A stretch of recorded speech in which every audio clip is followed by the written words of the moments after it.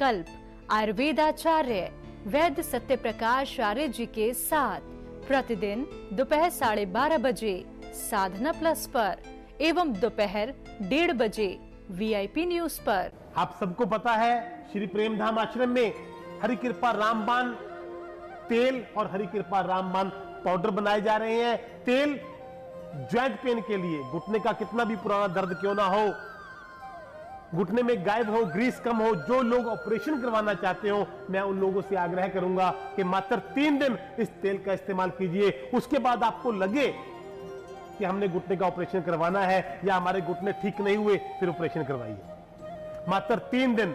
जो लोग लाचार थे, सीढ़ी नहीं चढ़ सकते थे, नाता पोती के साथ नहीं खेल सकते थे, आज भगवान की ऐसी कृपा हुई, इस तेल का इस्तेमाल करने से, मात्र 3 दिन इस्तेमाल करने से बड़े से बड़े ऑपरेशन होने से बच गए।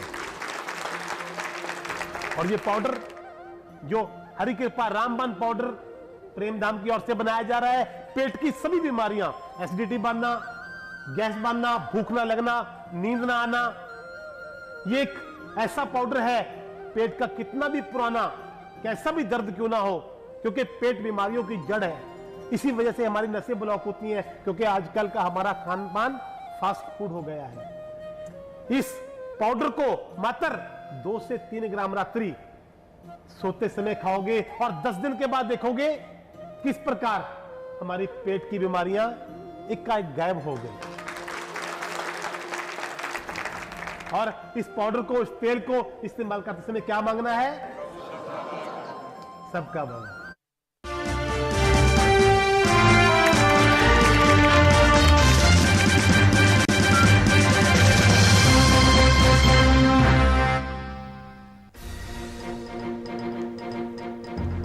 झारखंड में शुरू हुई बंगला पॉलिटिक्स। विधायक का बंगला खाली करवाने पर बीजेपी ने लगाया बदले की राजनीति का आरोप। जेएमएम ने बताया राजनीति में शिष्टाचार।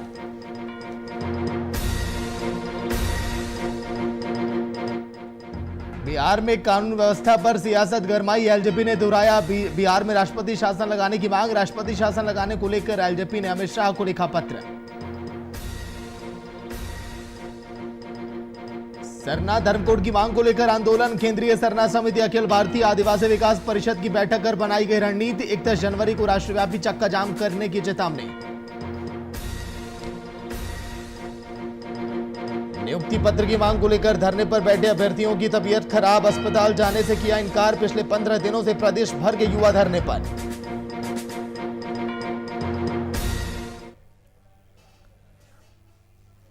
नमस्कार। झारखंड में शुरू हुई बंगला पॉलिटिक्स। बंगला खाली कराने पर बीजेपी का दर्द। बीजेपी का आरोप हेमंत सरकार पर। बदले के तहत सरकार कर रही कार्रवाई। सरकार ने कहा राजनीति में शिष्टाचार की बात।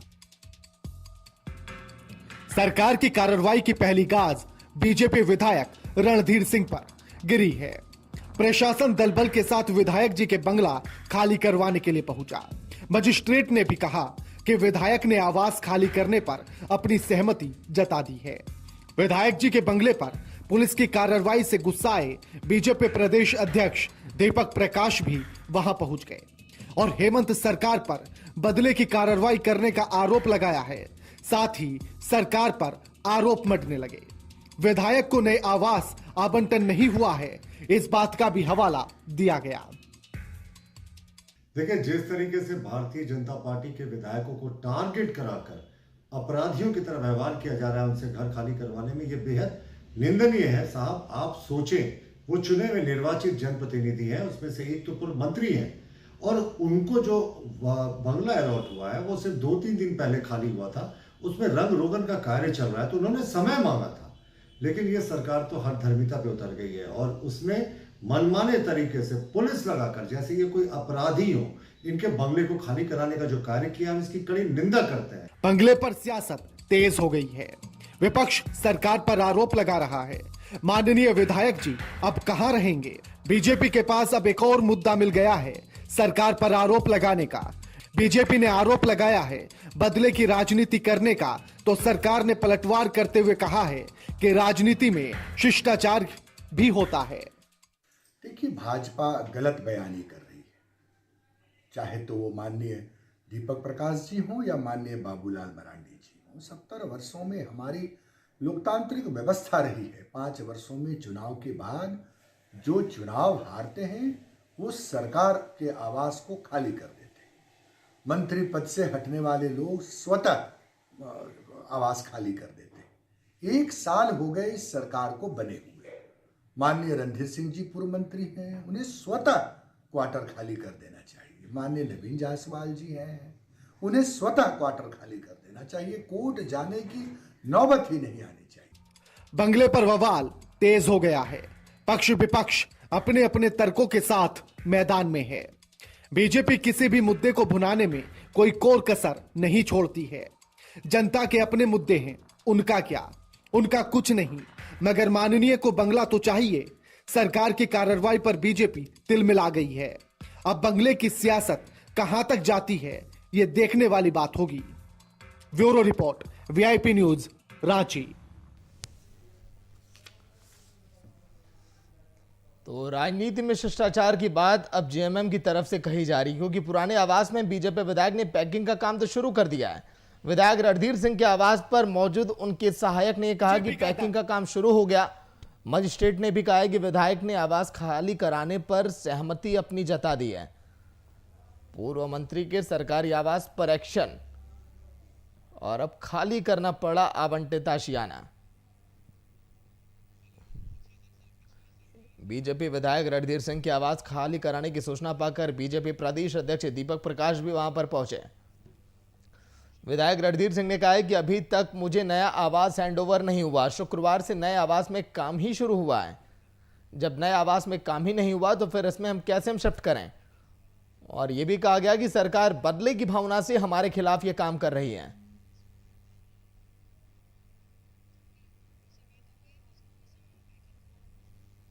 और हम अपना सामान कहां लेकर जाएं? हम हारे हुए नहीं हैं, यह भी कहा गया रणधीर सिंह की तरफ से। वहीं हटिया से बीजेपी विधायक नवीन जायसवाल के सरकारी आवास को खाली कराने के मामले में कोर्ट ने अगली सुनवाई होने तक विधायक के खिलाफ किसी भी प्रकार की पीड़क कार्रवाई करने पर अब रोक लगा दी है। जिला प्रशासन ने नवीन जायसवाल का आवास खाली कराने के लिए भी मजिस्ट्रेट और पुलिस बल की तैनाती की है। पिछली सरकार में नवीन जायसवाल को जो आवास आवंटित हुआ था, उसकी जगह नई सरकार ने दूसरी जगह आवास आवंटित किया है।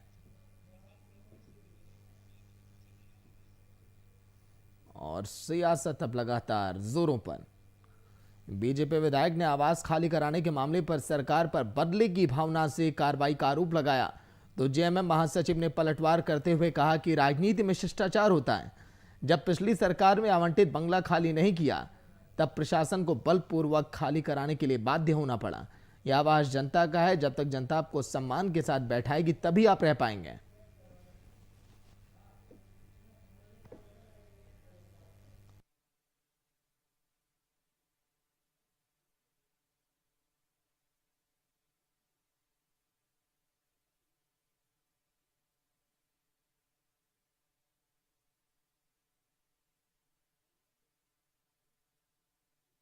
प्रशासन के द्वारा नियुक्त मजिस्ट्रेट बीजेपी विधायक रणधीर सिंह का जबरन आवास खाली कराने पहुंचे। सशस्त्र बल, महिला आरक्षी लाठी प्रार्थी, पुरुष आरक्षी लाठी प्रार्थी, एक पुलिस पदाधिकारी भी वहां पर गए थे। मजिस्ट्रेट दल बल के साथ पूर्व कृषि मंत्री और वर्तमान बीजेपी विधायक का आवास खाली कराने के लिए पहुंचे थे।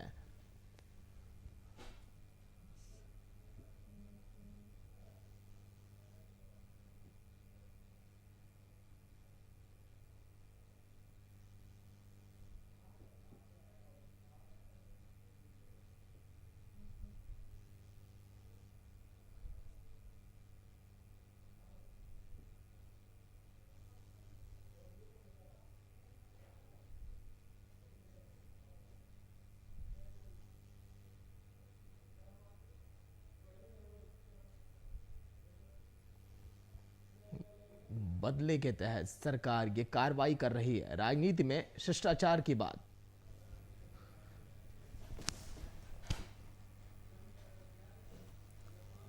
और राजीव रंजन वरिष्ठ संवाददाता लाइव जुड़ गए, पूरी जानकारी देंगे। राजीव, जिस तरह से देखिए बंगला पॉलिटिक्स अब शुरू हो गई है, बीजेपी बदले की भावना का आरोप लगा रही है, लेकिन सरकार कह रही थी ये तो शिष्टाचार वाली बात है, आप क्यों नहीं खाली कर रहे हैं? क्योंकि जनता ने आपको वहां पर बिठाया है और जनता जिसको बंगला देगी उसी को जाएगा। राजीव,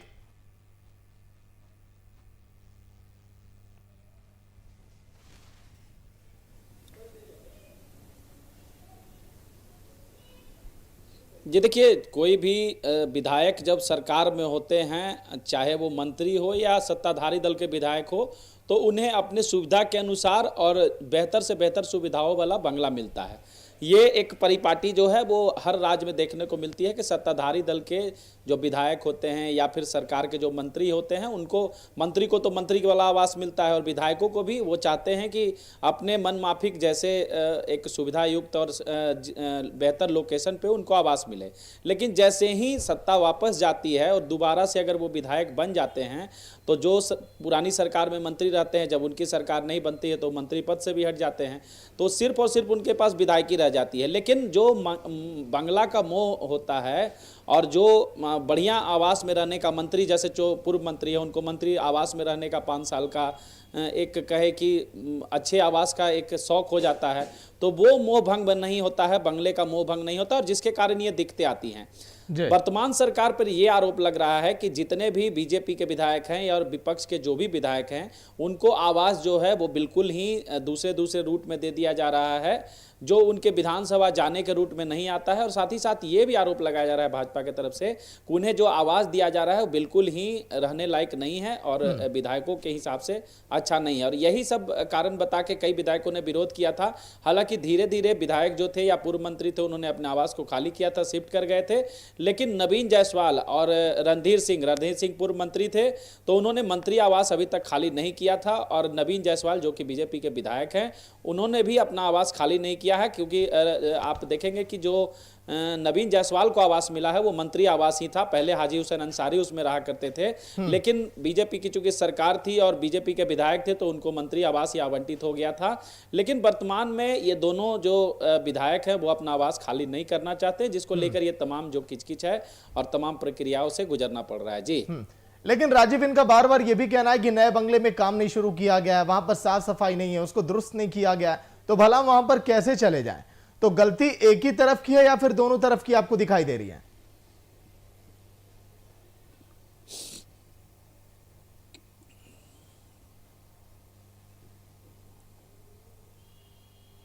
देखिए, चूंकि सरकार के 1 साल हो गए हैं, तो सरकार को भी चाहिए कि जो आवास किसी विधायक को आवंटित किया गया है, चूंकि वो माननीय हैं, तो उनकी भी सुख सुविधाओं और उनके भी स्थिति का ध्यान रखना होगा सरकार को। तो जो भी उनको आवास आवंटित किया जाता है उसकी क्या वर्तमान में हालात है, अगर वो जर्जर अवस्था में है तो उसको कैसे भवन निर्माण विभाग द्वारा काम कराकर उसको कंप्लीट कराया जाए। इसके साथ साथ अगर वो रहने लायक नहीं है तो उसको कैसे रहने लायक बनाया जाए, साफ सफाई नहीं है, रंग रोगन नहीं है तो उसकी स्थिति में कैसे सुधार किया जाए। तमाम तरह की चीज़ें देखना सरकार के विभाग का काम है, भवन निर्माण विभाग का काम है। और वो अगर कंप्लीट होता है तो वैसे में विधायकों को शिफ्ट होना चाहिए। लेकिन चूंकि ये आरोप लगा रहे हैं तो आरोप प्रत्यारोप का दौर चलते रहता है और इसमें एक राजनीति भी आ जाती है कि विपक्ष के विधायकों को परेशान किया जा रहा है, यही आरोप लगाया जा रहा है सत्ता पक्ष के द्वारा। लेकिन सत्ता पक्ष का कहना है कि जो जिसके लिए आवंटित है और जो आवास में जिनको रहने का क्राइटेरिया बनाया गया उनको अपने आवास में चले जाना चाहिए। जी, लेकिन देखिए राजीव, नवीन जायसवाल का तो मामला कोर्ट तक जा पहुंचा है और कोर्ट ने कह दिया कि जब तक अगला आदेश अब नहीं आता तब तक कोई उनको परेशान नहीं करेगा, उनके बंगले को जबरदस्ती कोई खाली नहीं करवा सकता।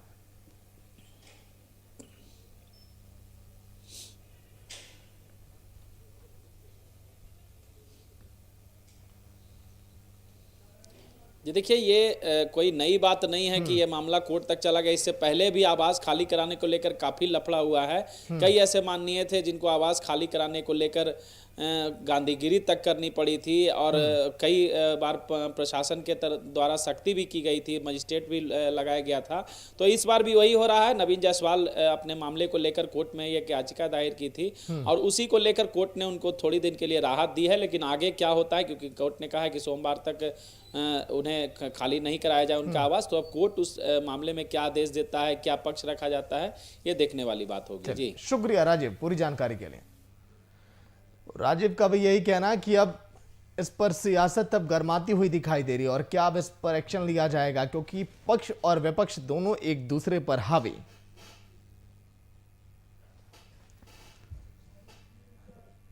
राजनीति में शिष्टाचार की बात, ये कहना जेएमएम का, क्योंकि जेएमएम का यह आरोप है कि बार बार कहा गया फिर भी बंगले को खाली नहीं किया बीजेपी विधायक ने।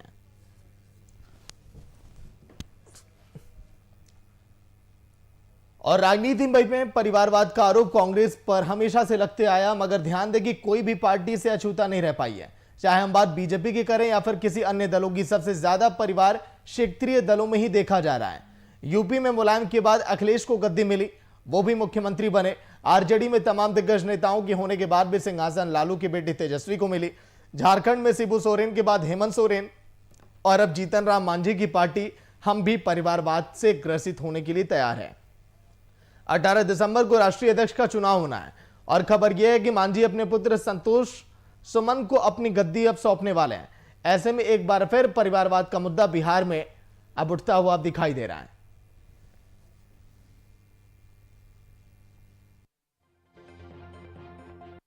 देखिए, हमारे तमाम जो जिला अध्यक्ष हैं, जो भी राष्ट्रीय परिषद के सदस्य हैं, वो तमाम लोग बैठक में आ गए हैं। बैठक शुरू हो चुकी है और इस बैठक में आगामी जो हमारी पार्टी की रणनीति है, किस तरीके से संगठन का विस्तार करना है, विधानसभा चुनाव में कुछ कमियां जो रह गई थी उन कमियों की भरपाई कैसी करनी है, इन तमाम मुद्दों को लेकर के हम अपने कार्यकर्ताओं से, अपने परिषद के सदस्यों से बातचीत करेंगे। उसके अलावे आगामी जो राष्ट्रीय कार्यकारिणी की बैठक होनी है, उसके लिए हम परिषद के सदस्यों से बातचीत करेंगे और उनसे पूछेंगे कि कौन सी तारीख को राष्ट्रीय अध्यक्ष का चुनाव कराया जाए और किस तरीके से कराया जाए। तो परिषद की बैठक में इसका निर्णय लिया जाएगा कि राष्ट्रीय कार्यकारिणी में और राष्ट्रीय कार्यकारिणी के जो अध्यक्ष और पूरी कमेटी का जो विस्तार होना है उस पर कैसे चर्चा करनी है, तमाम मुद्दों पर हम यहाँ बातचीत करेंगे।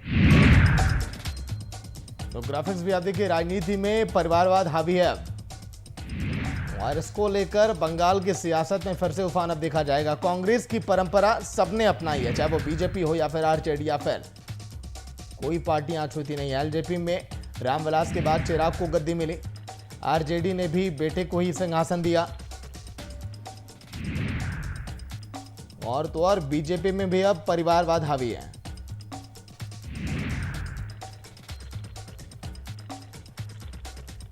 और अब उससे परिवारवाद पर चल पड़े मांझी, तो सुमन को गद्दी दे सकते हैं मांझी।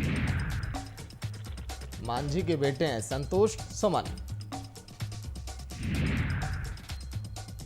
18 दिसंबर को होगा राष्ट्रीय अध्यक्ष का चुनाव।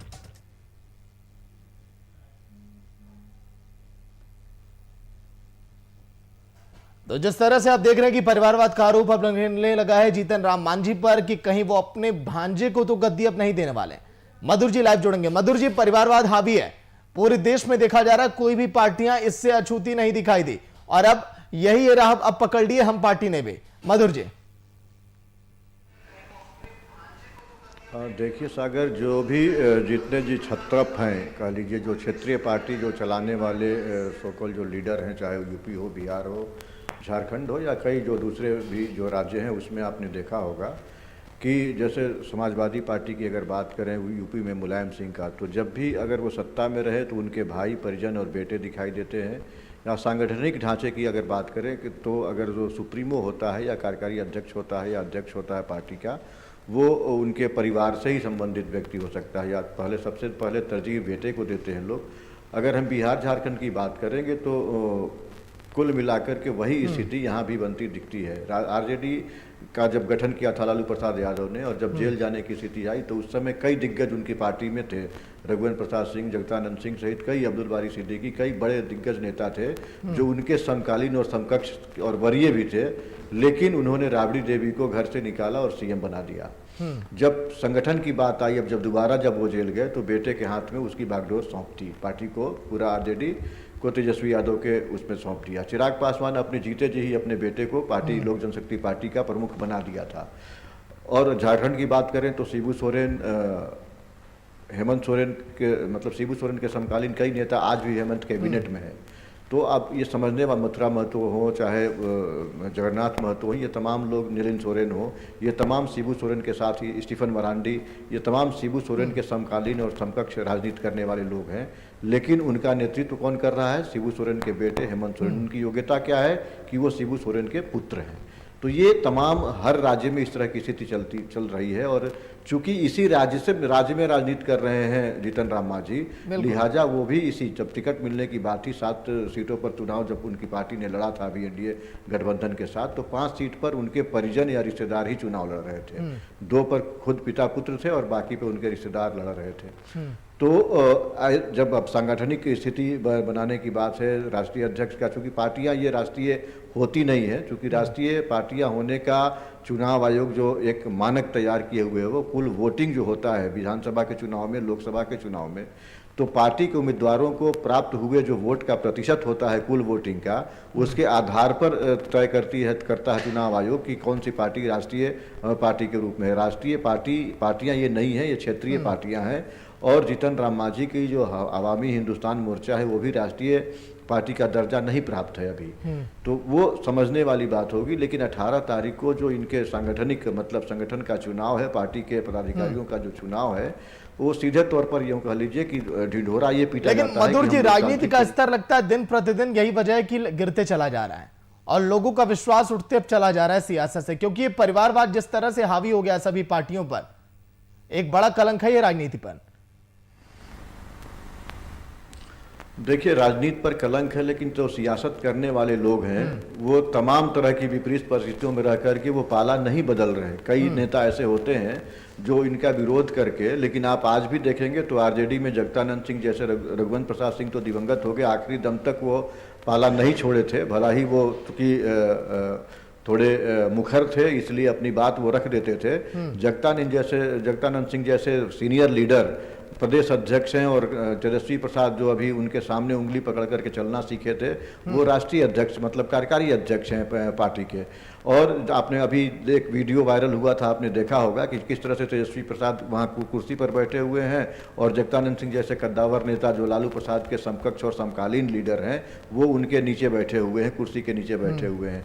तो ये गिरावट जरूर आई है, लेकिन ये आम जनता का कोई सरोकार इससे नहीं बनता। लेकिन जो लोग ऐसी विषम परिस्थिति में राजनीति कर रहे हैं और पाला पकड़े हुए हैं, ये उनके लिए समझने की बात है कि आखिर आपकी लॉयल्टी उस तरह की है या आप अपने खुददारी दिखा रहे हैं, नमक हलाली दिखा रहे हैं, या कोई दूसरी वजह है जो आप टिके हुए हैं। आपने देखा होगा कि जब रामविलास पासवान चिराग पासवान को अपनी बागडोर सौंप रहे थे, उस समय भी लोजपा में कई दिग्गज नेता थे जो चिराग पासवान से राजनीतिक समझ ज्यादा रखते थे। लेकिन मधुर जी, एक चीज आप देखिए, जनता को बेशक कोई दिक्कत नहीं होती है, लेकिन भुगतती तो प्रदेश की जनता ही है।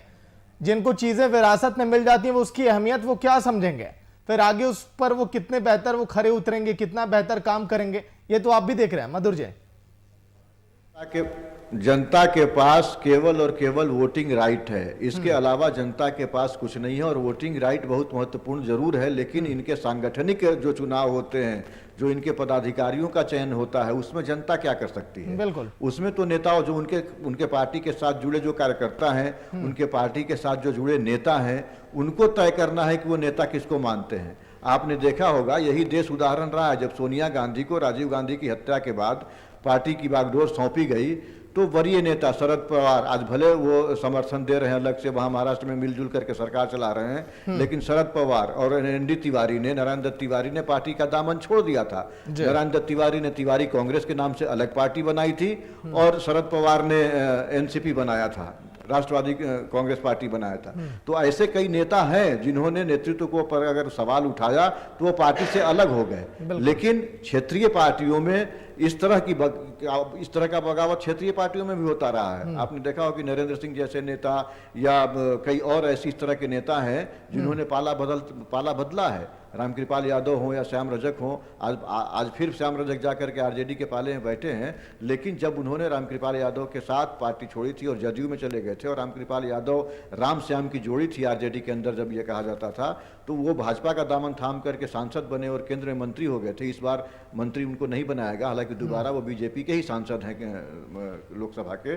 अब और श्याम रजक फिर से आरजेडी चले गए। तो नेता अपना किस तरह से लॉयल्टी चेंज करते हैं वो भी देखने वाली बात है। तो विरोध भी होता रहा है, ये वंशवाद का या परिवारवाद का विरोध आपने देखा होगा कि राष्ट्रीय स्तर पर शरद पवार ने या ममता बनर्जी ने अलग होकर के तृणमूल कांग्रेस बना लिया बंगाल में। ये सारे नेता, आप जितने आज बड़े नेता देख रहे हैं, शरद पवार हो या आप ये ममता बनर्जी को देख लीजिए, ये तमाम लोगों ने विरोध किया था। एनडी तिवारी फिल वक्त अब जीवित नहीं रहे, लेकिन सबसे पहले उन्होंने विरोध किया था और तिवारी कांग्रेस का गठन उन्होंने किया था। हालांकि बाद के दिनों में फिर से वो कांग्रेस का दामन थामा था और गवर्नर बन गए थे, लेकिन शरद पवार अभी भी एकला चलो की राह पर है, उनकी पार्टी अस्तित्व में है। लेकिन समझौता आज कल जिसका विरोध आप कर रहे थे, कांग्रेस से अलग हट करके कांग्रेस का विरोध कर रहे थे, लेकिन मधुर जी आपको मौजूदा परिस्थितियों को अब देखकर लगता है कि ये जो परिवारवाद अब चल पड़ा है, इसका ट्रेंड जो अब चल पड़ा है पार्टियों के अंदर, इसका अब कमी अब आप देख पाएंगे इसमें?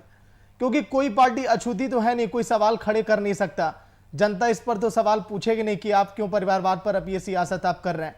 सवाल पूछने वाले केवल हम और आप हैं। राजनीति सियासी गलियारों में जो पार्टियां हैं वो भी अछूती नहीं है कि वो सवाल करें सामने वाली पार्टी से। मधुर जी,